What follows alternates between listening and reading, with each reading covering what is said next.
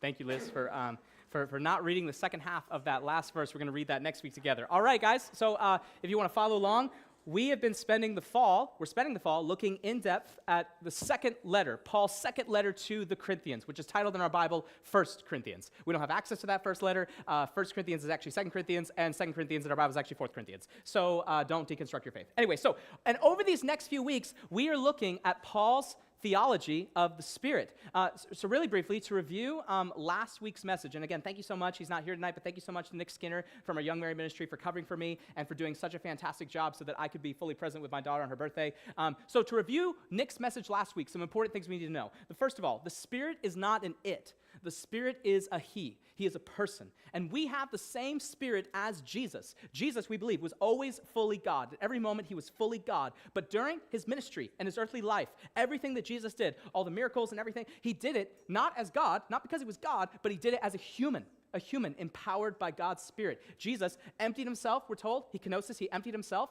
He laid down the God card. He did not take full advantage of access to his divine powers and privileges, but instead he emptied himself. And everything Jesus did, he did as a human, not as God. He was fully God, but he did everything as a human, empowered by God's Spirit. And we have been given that same Spirit. Jesus is called Messiah. He is the Mashiach. He is the Christ. He is the anointed one. Anointed with what? Anointed with Spirit, with God's Spirit. And so now his followers, sometimes we're called Christians. That means little anointed ones. We are also anointed with that same Spirit. And if you follow Jesus, you have God's Spirit. There's no way around it. If you have God's Spirit, you follow Jesus. If you follow Jesus, you have God's Spirit. You have his animating, life-giving breath. And the Spirit, we talked about last week, does all kinds of different stuff within God's people. You know, we often obsess over this phrase, spiritual gifts. Like, what's my spiritual gift? And really, that's a phrase that's never used in the Bible. That is a phrase that's never used in Scripture. It is not about, hey, what's my spiritual superpower, and how do I take a test to figure out what that is? No, it's about moments the Spirit works in us as he chooses to. Paul calls these manifestations of the Spirit spirituals from last week. First verse of chapter 12, he says, now concerning, my Bible says spiritual gifts, but in Greek, it's a plural adverb. It literally says spirituals. So Paul does use the word gifts. He never says spiritual gifts, but he does use the word gifts sometimes. And when Paul uses the word gifts, he's referring to any gift you have, which the Spirit can take and use to further the mission and the story of Jesus to bring heaven to earth. When Paul uses the word gifts, that's what he means. Any gift. It could be any gift. It could be prophecy or it could be plumbing. When Paul uses the word activities, he's talking about stuff the Spirit does. And when the Spirit does something in you, this is really important, it isn't for you. It's for, Paul said last week in verse 7, for the common good. It's through you for others. So now Paul, he will continue his argument with a popular analogy from his day of one body with many parts. One body has many parts. This is really cool. Actually, this isn't a metaphor that Paul came up with. This metaphor, one body, many parts, that's not original to Paul. Many Greeks and Roman teachers, they would often use the metaphor of one body with many parts to describe the state or the empire. The empire is one body with many parts. Or the cosmos, the universe, is one body with many parts. It's one body with many parts, and the head of that body, Greeks and Romans taught, was Caesar. Caesar is the head of the body, and the body is the empire, the state, the universe, whatever. But Paul, he takes that analogy and he applies it to a new body, the body of Messiah, the true king. And question, the body of Messiah, who is the head? Who is the head of that body? Church answer. Jesus. Yeah. Christ, Messiah, Jesus, exactly. And remember, this is important. We talked about this a few weeks ago. Jesus has two bodies. He's got a physical, resurrected body seated at the right hand of God in heaven right now, but he also has an earthly body. And that earthly body is composed and comprised of all of his followers, anyone who claims Jesus is Lord, anyone who is filled with his Spirit. Just as a human body is one but has many parts, many members, and all are members of the one body, though many, so it is, Paul says, with Messiah's body, the church. For, Paul says, in one Spirit we were all baptized into one body. So here's what Paul's talking about. When you gave your allegiance to King Jesus, when you entered into the kingdom of God, when you got saved, when you had your sins forgiven, when you followed Jesus through the waters of baptism in response to that, and we all, Paul says, received the same Spirit. It doesn't matter if you were Jewish or Greek, slave or free, rich or poor, male or female, we have all received the same Spirit. Paul's big thing, the big idea in in this section of the letter that we're reading tonight is diversity and unity. That's Paul's big thing. He's going to talk about diversity a little bit, then he's going to talk about unity, then he's going to go back to diversity. And that's really important. When we say the word unity, we hear that word thrown around a lot, unity. What we don't mean is uniformity. Unity is not the same as uniformity, as in everyone is the same and does the same thing. That's not unity. That is uniformity, and the Bible does not desire that. It does not teach that. Unity implies diversity. Unity implies difference.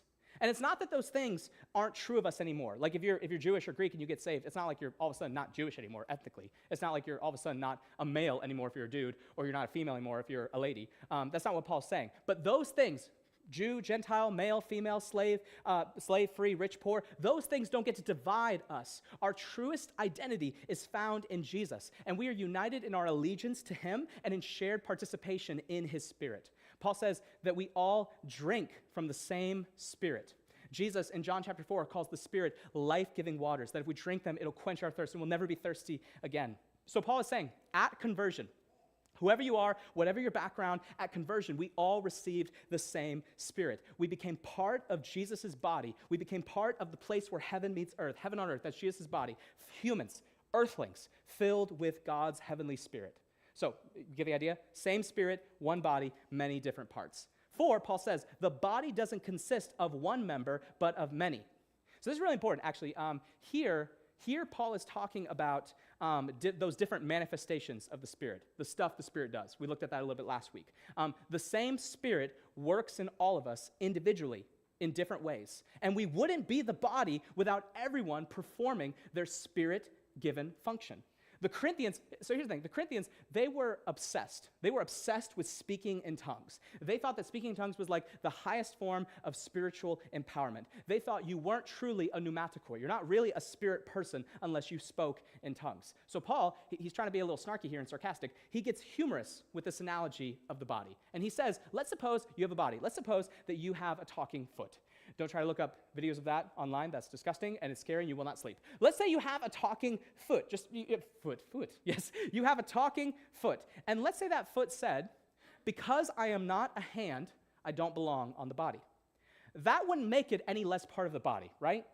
Just because, and here's the thing, think of it this way, just because I don't do this thing, like teaching or like worship, that doesn't mean that I don't have a role here in the church. Does that make sense? Like we love to compare ourselves to other people. I can't tell you how many times I have wanted the talent or the gifting or the wisdom of some other follower of Jesus that I compared myself to. And I think a lot of us can quickly assume, oh, well, I'm not a singer. I don't play instruments. I'm not a Bible teacher. I must not have a function here in this place. And Paul's point is this: the body has many members, and every single one of its members is essential in order for the body to function properly. If the ear is talking now, terrifying, if the ear says, because I'm not an eye, I'm not really part of the body, that doesn't make it true, right? God has wired all of us individually. The Spirit apportions to each one individually as he wills. But remember last week's lesson, this is really important. It's all for the common good. The body is not complete without every member being used by the Spirit in different ways. Because here's the thing, if the whole body were an eyeball, Paul asks, where would be the, like if we're just a floating eyeball, like that sounds terrifying. Like what would be the sense of hearing? If you're just a giant floating eyeball, all of us, we all do the same thing, like uniformity, not unity, where would be the sense of hearing? Here's the thing, here's Paul's point. If everyone did the same thing, we would never get anything done. We would never get anything done. If everyone taught the Bible, or if everyone led and sang worship, if everyone spoke in tongues, that would not be church. Let's just say, for instance, let's say every single person in this room, let's say you're gifted at teaching the Bible, and let's say that's all our community ever did. Let's say there's a church, and the people in that church, everyone teaches the Bible, that's their thing, and that's all we do. If everyone's teaching the Bible, then there's no one to cook meals for those new mothers who just gave birth to a new baby, right? If everyone led worship, but we had no one to meet the physical needs of the community. If everyone was a pastor, but no one was a plumber, right? If everyone sang worship, but no one was out in the medical field. If everyone was an author, but no one served in kids' church. We need so many volunteers in kids' church right now. You know what I mean? Like if everyone was doing the same thing, but these other needs are neglected because of that. If the whole body, Paul says, were an ear, where would be the sense of smelling? But as it is, God has arranged the members of the body, each of them as he chose. God is the one who wired you. He has given you this gifting. However ordinary or average it may seem, you are needed, you are necessary. The Spirit works in you in this way. You have a role. It's not going to be the same as this person's role or that person's role, but that doesn't make it any less significant, and it doesn't make it any less necessary. Does that make sense? The body cannot function without you. The body can't function without you. I want you to hear that tonight. Hey, sweetheart, what's up? What you doing? You want water? You want water? Okay. Do we have water? I don't have water. I'm sorry, sweetie. I'm so sorry. I mean, I'd love some water too, but I'm good. I'm good right now. But you can have some. You can have some. You want to go to Mama? I think she's got you a water bottle.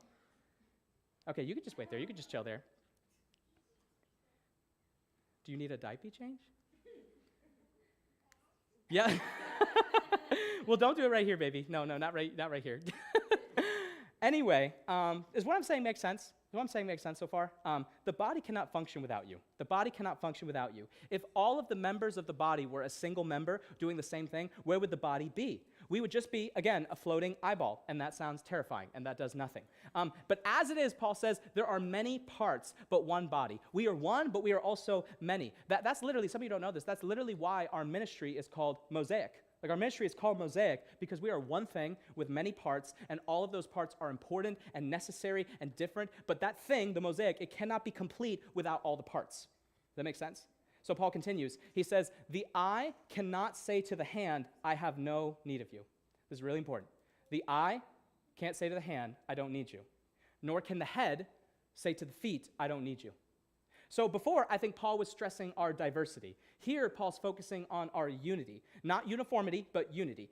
Before, Paul was talking about gifts and spirituals, different manifestations of the Spirit. But I think here, Paul is talking about persons, about people as body members. Earlier in his letter, if you remember, this is from 2 weeks back, we talked about how the poor were being persecuted in the church by the rich at the Lord's table, at communion. They were being persecuted by the rich. And back there, in that passage we read a couple weeks ago, that was where Paul first introduced this analogy of the body. Paul said, we need to consider the body. We need to consider one another. And here, we see that the parts that are up here, it's like the eye and the head, they are speaking to those underneath them. They're speaking to the hands and the feet. The body parts that are up here are speaking to the body parts that are down here, and they're saying, we don't need you.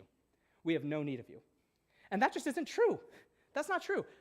But question, how often in the body of Jesus' church do we have that same attitude? Even if we don't verbalize it, how often, like we think our group would be perfectly fine without this person or without that group of people. Our community can be complete without you. We have that same attitude. We do it all the time. And that is completely wrong. That's satanic. We think that we can function as a church even without these people who are different than us. We believe that we can fulfill the mission God has given us even without these people who maybe are lower than us socially. And that's why Paul, I think, earlier brought up slave and free. There he means rich and poor, slave and free, rich and poor. The rich people are saying, we have no need of these poor people. We don't need them. And if they weren't here, we'd be just as happy. But Paul's point is, we actually do need each other. Even the people we don't like, even the people that aren't like us, we need those people to do what the Spirit has wired them to do in order for this community to function and flourish and bring heaven to earth. Does that make sense?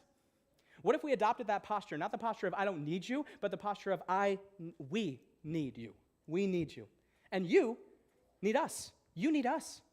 Some of you, I think, need to hear that tonight. And I'm not preaching at you. I'm preaching at myself. I need to hear that tonight. You are a member of Jesus' body. You are not the whole body. You're a member. You cannot do this following Jesus thing by yourself. You need these people. Even the people that you don't like, even the people you would not consider to be in your friend group, the people you're not very close with, even people outside of this ministry. You guys, sometimes I think we're really good at like hanging out and like being together and doing family life, and it's awesome, and I love to see that. But we need people outside of this ministry too. I need children in our church who love and follow Jesus to be using the gifts that God has given them in order for this church to function and flourish. Little kids who are in elementary school, but who understand the gospel and love Jesus and follow him. I need them to be using their spiritual gifts for this church to function. We need old people. I don't want to call them old. Sorry if they're watching on live stream. They're seasoned. We need seasoned people. You know what I mean. We need people who are older than us to be using the gifts that the Spirit has given them, like to be used by the Spirit for this church to function. It's not just me and Jesus, and it's also not just even me and Jesus and my friends. You need the whole body with all of its members, not just the ones who are the same gender as you or the same race as you or the same status as you. Stop acting like you don't need them. You do need them. You need them, and they need you. On the contrary, Paul writes, the parts of our body that seem weaker. So pause there. He says the parts of our body that seem weaker. Paul says those parts seem weaker. They're not actually weaker. Like the people that we assume, like, oh, they're not on the same level. Like, they're not actually weaker than us. Just because we deem them unimportant. How they appear does not equate to their worth or their necessity in the body. Those parts that appear weaker, Paul says those parts are indispensable. Now, Paul here is talking about the internal organs, the weaker parts of us, the parts that we don't see. If one of those internal organs, those parts shuts off, we're done. We're done, right? Like, okay, let me say this. If my arm gets cut, I need a Band-Aid, right? So do you. But if my kidneys stop working, I need major surgery. The parts of our body that we think are less honorable, we actually treat those parts with greater honor. What's Paul talking about here? He's actually talking about your private parts. He's talking about your sexual organs. We treat them, Paul says, with greater modesty, whereas our more presentable parts, like our face, doesn't require that modesty. We don't have to cover this thing up. Do you see what he's saying? Let me say it this way. This is just my opinion. In the body of Jesus' church, a lot of people do a lot of things. And honestly, a lot of us assume that church only happens on weekends, and that the people who do church are the people who are up on stage with a microphone, that is church, that those people are the ones doing church. But I promise you, that is only a small fraction of what church is. I would argue that some of the most important parts of the life of a church, those go completely unseen. Not to God, but to us. You don't see these things on Sunday mornings. When people, I see it every week, when people are visited in hospitals, when the homeless are fed and clothed, when parents teach their children the way of Jesus, when people gather in homes and share a meal under the reign of King Jesus, when you call a friend and you offer them some wisdom about an important life situation coming up, when a small group comes around to grieve a member's loss, that kind of stuff is what church is made of. And Jesus sees all of it, but we don't see any of that stuff on Sunday mornings. It's private. It's unseen, like the parts that we cover up in our body. But just because they're not seen doesn't mean they're not important, right? Like, this is how God composed the body, to give greater honor to the parts that lacked it. And God did this, Paul says God did this so that there would be no division in the body, but that every member, every person is doing their thing, the thing that God has wired them and called them and empowered them by his Spirit to do. And as a result of everyone doing their thing, the members of the body are caring for one another. If one church member suffers, we all suffer. Here's the thing. Okay, let me say it this way. If you've ever had a toothache or a cracked tooth, that affects your entire week, right? Right? That small part of your body affects your whole. You can't stop thinking about it for the rest of the day, the rest of the week, the rest of the month. This small part of you has had such a huge impact. For me, I'll be honest with you, for me, it's a stuffy nose. If I have a stuffy nose, I am done. Like, I am so angry. Like, I'm like, my day is ruined, like, because I'm so dramatic. Like, I'm so dramatic. Elizabeth will tell you, when I have a stuffy nose, she's like, I don't even want to be around you. Yeah. Anyway, but when one of us is hurting, we're all hurting, right? However small the part of the body is, in the same way, when one part of our body gets honored, like when something good happens or God blesses them and they're praised for a good reason, we all rejoice. We don't sit there with envy and jealousy and anger. If it was for a good, righteous reason, then we should rejoice with that part of the body. We should rejoice as a body for that person. We rejoice together and we mourn together. So Paul, he brings this all together. He's focusing our attention back on diversity. So he's talking about diversity, then unity, back to diversity. He says, y'all are the body of Messiah and individually members of it. I hope you've gotten that point by now. I hope you've solidified in your brain and your heart, most vital thing you're going to get tonight, one body, many parts. Hope you get that. Now Paul concludes this section with another list, this time bringing different persons together with different manifestations of the Spirit. This is really important. This list that you find in the last few verses, these 8 things that he lists, this is not a ranking of importance. That's really important. The first 3, yes, those are a ranking of prominence, not because one of those roles is more important than the other, but in terms of a church's founding and a church's initial building up, these 3 are in that order: apostles, prophets, and teachers. Does that make sense? It's not in the order of importance, the ranking. It's not ranking that. It's ranking the first 3 in prominence, but not in importance. But after the first 3, notice Paul drops the rankings. He says first, second, third, and then he just says, and then this, and this. He even includes some of the different spirituals from the list last week. But he switches the order of them. So he's not talking about which more important than the other. And Paul ends the list with speaking in tongues. Not because it's the least important, but because that's the one the Corinthians were obsessing over. And Paul says God has given all of these to the church. First, apostles. Okay, apostles. Apostolos. They are the sent ones. That's what the word apostle means. It means sent one. So I think of it this way. Hope this is helpful for you. There's two kinds of apostles. There's the capital A apostles, and that's those people who saw the risen Jesus personally, and they were personally commissioned by the risen Jesus. And their writings make up what we call the New Testament. That's capital A apostles. Lowercase a apostles are those who go out, preach the gospel in new places, and plant churches. So when you hear the word apostle, lowercase a, think of it like a church planter. And then after church planters, we have the prophets, number 2, prophets. These are the people who the Spirit speaks through often. That's their role in the body. Now, prophecy, I believe, is available to all of us, and we're going to talk about that more when we get to chapter 14. Prophecy is, I think Paul's very explicit. It's available to all of us. But there are some people who do that more than others. There are some people who the Spirit chooses to do that in them more than other people. And that's just their role in the church, prophecy, prophets. Number 3 is teachers. Third are the teachers, who the Spirit uses in the body to teach. Yeah, that's their primary function. And again, this isn't a list of importance, apostles, prophets, teachers, but prominence. When a church is first getting going, when it's found, and when it's being built up from the ground up, here are the 3 in this order who have these roles. Does that make sense? Paul is the apostle who planted this church in Corinth, and he's being contested by these men in the church who claim to be prophets, who could prophesy. And so that's why Paul puts apostles first, because they're challenging his authority as the founder of this church. But then after these 3, after apostles, prophets, and teachers, he drops the ranking. We get miracles. Number 4, miracles. What are miracles? Miracles are moments where the Spirit chooses to work powerfully through someone. I think the actual Greek word means powerful workings. The 5th one is gifts of healing. Gifts of healing. This is where people pray, and the Spirit, as he chooses, answers their prayers to bring healing to someone. It's called gifts of healing, plural, because there's no spiritual superpower called the gift of healing. The Bible never says that. Sometimes he heals, and sometimes he doesn't. When he does heal, that's a gift. That's why it's the gifts of healing. Sometimes he heals, sometimes he does not. And when he chooses to, that is a gift, the gift of healing. And then helping. That's just serving. That's serving. So notice, serving. This might not be something that you didn't have before you knew Jesus, but maybe it's something that you had before you knew Jesus that the Spirit took when you got saved, and he's now using it for the body. Does that make sense? These are not spiritual superpowers. Maybe you already had one of these things, and some of these you definitely didn't have, but maybe one of these you had, and then the Spirit took that and is now using that for the sake of the body. Next one's administrating, which I really don't like that word because the Greek word doesn't mean administer. The Greek word means to offer wisdom to the community. Offer wisdom to the community. And then last, he says various kinds of tongues, which Paul will talk about extensively in a couple chapters. We'll talk about that a lot too when we get there. But here's Paul's point. Question, are all apostles?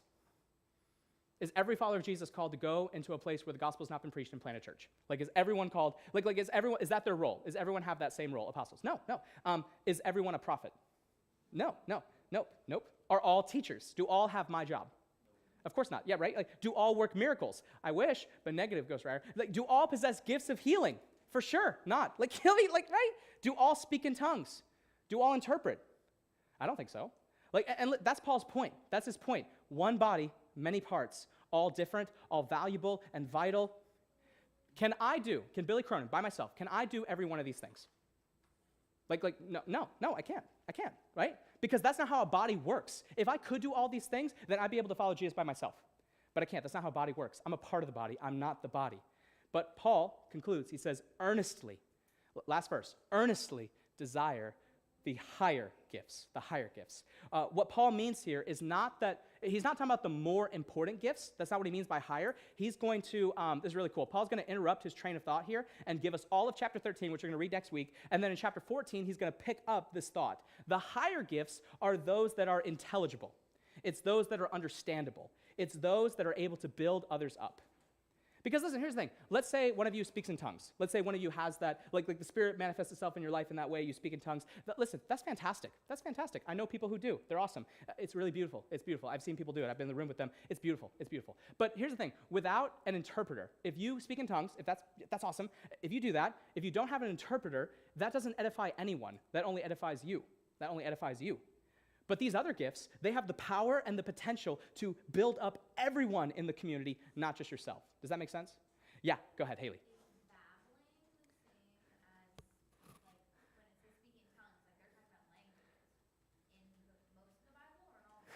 Maybe. Yeah, maybe. We'll get to that in a couple chapters. Yeah, we'll get to that in a couple chapters. I'll just say this. I think there are two kinds of tongues. I think there's two kinds. And I'll explain why when we get to chapter 14. I think there's one kind that you see in the book of Acts, Acts chapter 2, and there's another one that Paul talks about here, which is different. And we'll talk about the differences. But that was a great question. Yeah, awesome. What are we talking about? Yeah, so yeah. But he says, listen, he says, seek those gifts that have the power and potential to build up everyone in the community, not just you. Because the gifts, again, the spirituals, whatever you want to call them, whatever, like those are not about you. They're about others. The eye is given to the body so that the body can see. The hands are given to the body so the body can grab. The feet, if you're a foot, that is given to the body so the body can walk and run. We need to be open, I think, to a variety of stuff the Spirit wants to do in us. And we can't, the pendulums can't swing. We cannot think that one is better than the others, or that we don't need this person to be the people, the body that God has called us to be. Because here's the thing, the Spirit is doing amazing, diverse things in each of us, not just in this church, but many churches. And none of those things are ordinary or average. No person in the body of Christ, no follower of Jesus is unnecessary or unimportant or unneeded. What the Spirit does in you, that's awesome. Oh, I love her laugh. What the Spirit does in you is not for you. It's through you for others. That's the point that we cannot miss. Your relationship with Jesus is not just about you. Please hear me tonight. If God has blessed you, it's in order that you might bless others. If God has gifted you, it is for the sake of others. If God has rescued you, it's in order that he might rescue the world through you. You are part of a body. You are not the body. I am not the body. You are part of it. And so is this person, so is he, so is this girl, this sister in Christ, so is she. The body of Messiah is a mosaic. And here's the thing, I'll end with this thought, and then we'll pray. Yeah. When Paul sees, hey, sweetie, how's it going? Do you have a snack? Oh, you looking for mama? Where'd she go? You can hang out here with us. She'll come back. Don't leave.